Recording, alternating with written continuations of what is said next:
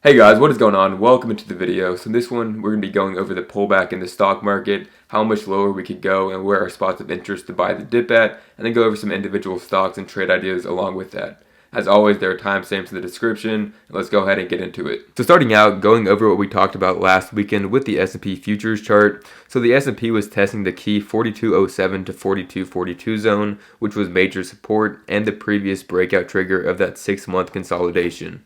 This zone was a must-hold support for buyers, as if it broke below, it would indicate a failed breakout. And what played out last week was the S&P spent 3 days consolidating right above the 4207 to 4242 key support zone before breaking down on Thursday and rejected it on the backtest as new resistance. This confirmed the breakdown and led to continuation lower for the market after that.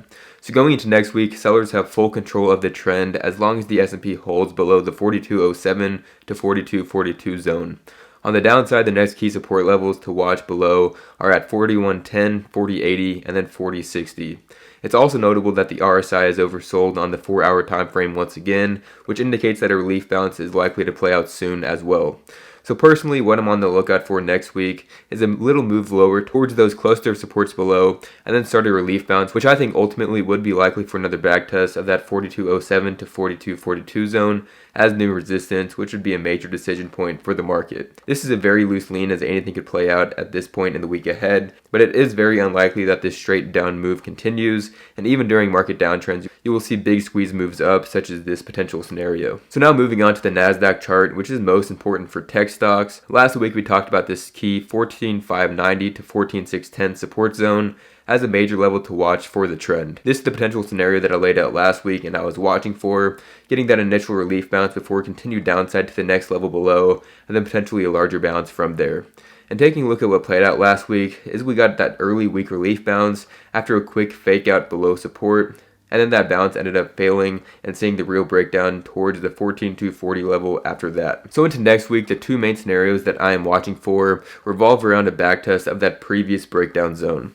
We could see the bounce start immediately and backtest 14,590 to 14,610 as resistance, which would be an important decision point, and then from there an initial rejection would be likely, and then the bull case would be to make it higher low and then break out above, or the bear case would be to make a lower high there and then see straight continuation lower. Or if we get more downside to start the week, I'd be watching for it to make its way down to the next key support at 13,980 and then likely set up for a rally from there, which could lead to that backtest of the key breakdown zone, which after that would be the decision point, either breakout or continuation lower. And with this potential scenario, that breakout would be higher odds if it was to be tested, because when the market gets that oversold, it tends to kind of act like a slingshot higher, which can result in more violent moves and squeezes. Alright, so now getting into some individual trade ideas for the week and weeks ahead, and this is going to be a shorter watch list than normal since it is a tough time to trade and personally would not be too aggressive just yet. A few that we went over last week continue to set up well.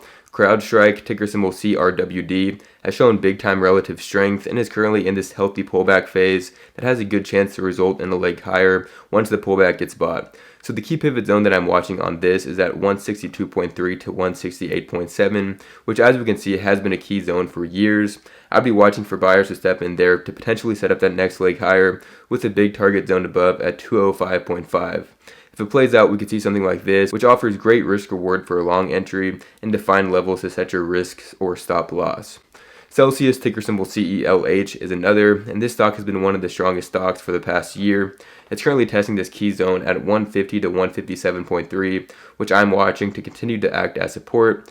A very strong sign for growth stocks is to consolidate / go sideways while the indexes are dropping, because once the indexes balance or rally back up, the stocks that consolidated will set up to explode higher. For Celsius, as long as it is able to hold the support zone, it keeps a great chance for upside in play after the pullback, and the breakout pivot above is at 176.5, which would trigger that explosive move higher above there. And Adobe, ticker symbol ADBE, has pulled back to test the key support zone in the bottom of the bull flag at 500 to 506.5 as the key support once again. So this is the fourth time that this zone has tested, so it is weaker now since the demand has been drained. But regardless, this zone has offered great risk reward for longs each time, and you can play it with a stop loss slightly below 500, so you're risking just a little bit 1% of your position. On the upside, the key resistance and breakout level is at 570, which above there would trigger that breakout and leg higher for the stock. And another that's at the top of my watch list right now is Draftkings, ticker symbol DKNG.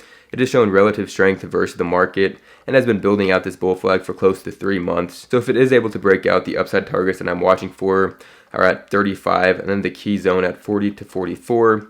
And zooming in, the key support to hold is at 25 to 25.8, and the breakout above the trend line would happen at 29.7 to 30. That is what I'm watching for in the stock market in the week ahead. Thank you all for watching, and hope you guys enjoyed. For anybody interested in joining the private Discord chat, that is the first link down in the description to get my personal trade alerts, nightly watch lists, and answer any questions you have in there. I'll catch you all next time. Thank you for watching. Good luck trading this week, and peace out.